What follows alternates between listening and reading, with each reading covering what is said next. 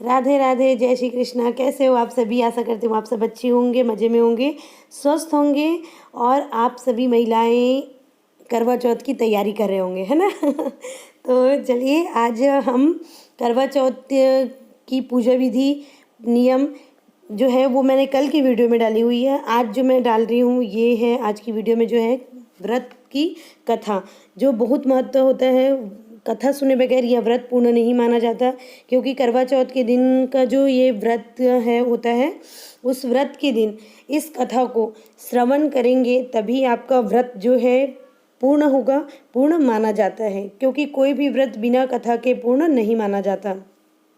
तो इसकी भी एक कथा है जिसको मैं आज आप लोगों के साथ श्रवण कराऊंगी। तो व्रत वाले दिन, जैसे कि मैंने आपको कल की वीडियो ही बताया है कि व्रत वाले दिन आप सुबह नित्य कर्म से निर्वित होकर के सुबह स्नान ध्यान वगैरह करने के बाद आप अपने घर में जो देवी देवताएं हैं आपके घर में, उनकी पूजा पाठ कीजिए।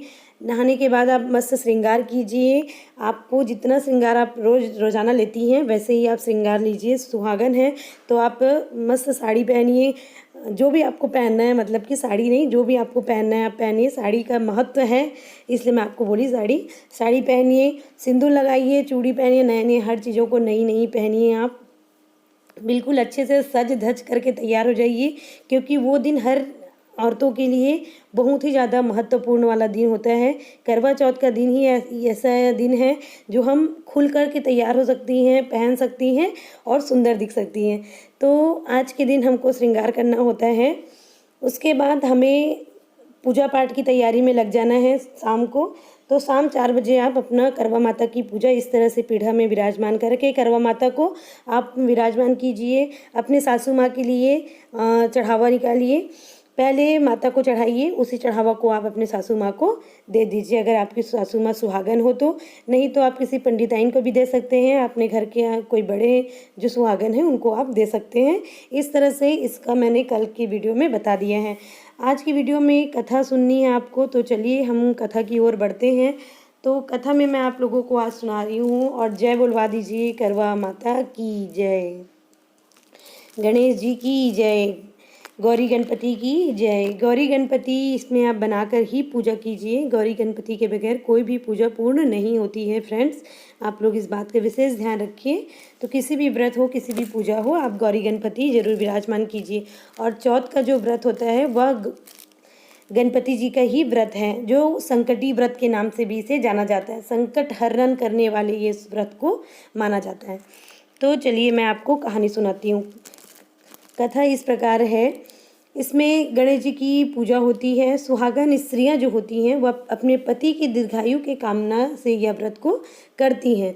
प्राचीन काल में द्विज नामक जो ब्राह्मण थे, उनके 7 पुत्र थे। 7 पुत्र हुए, उसके बाद एक वीरावती नाम की कन्या हुई।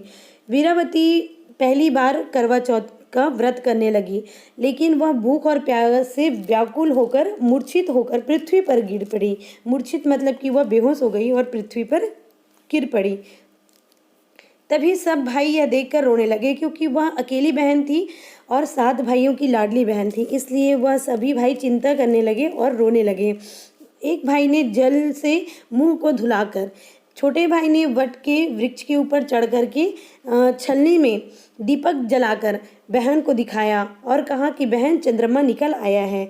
उस अग्नि रूप को वह चंद्रमा समझकर, दुख को छोड़कर वह चंद्रमा को अर्घ देकर भोजन के लिए बैठी। पहले कौर में उसे बाल निकला, दूसरे कौर में छींक हुई, तीसरे कौर में ससुराल से बुलावा आ गया। ससुराल में उसने देखा कि उसका पति मरा पड़ा है। संयोग से वहां इंद्राणी आई। वीरावती ने उन्हें देखकर विलाप करते हुए बोली कि हे माँ, यह किस अपराध का फल मुझे मिला। प्रार्थना करते हुए बोली कि मेरे पति को जिंदा कर दो। इंद्राणी ने कहा कि तुमने करवा चौथ का व्रत बिना चंद्रोदय के, चंद्रमा को अर्घ दिए बिना किया, यह सब उसी के फल से प्राप्त हुआ है। अतः अब तुम 12 महीने के व्रत को, चौथ के व्रत को करो, करवा चौथ को भी करो। इससे तुम्हारी जितनी श्रद्धा भक्ति से तुम यह व्रत को करोगी, विधि पूर्वक जो यह व्रत को करोगी, तो तुम्हारा पति पुनः जीवित हो उठेगा। इंद्राणी के ऐसे वचन को सुनकर वीरावती ने विधि पूर्वक 12 महीने के चौथ और करवा चौथ व्रत को बड़ी भक्ति भाव से, विधि पूर्वक नियम से किया। इन व्रतों के प्रभाव से उसका पति पुनः उसे देवता सदृश जीवित हो उठा। ऐसी है माँ करवा की महिमा। माँ करवा ने जैसे वीरावती को पुनः पति से मिलन कराया है, उसी प्रकार आप सभी के अखंड सौभाग्य की हम कामना करते हैं। आप लोगों को वीडियो अच्छी लगती है तो लाइक शेयर सब्सक्राइब जरूर कीजिएगा। धन्यवाद।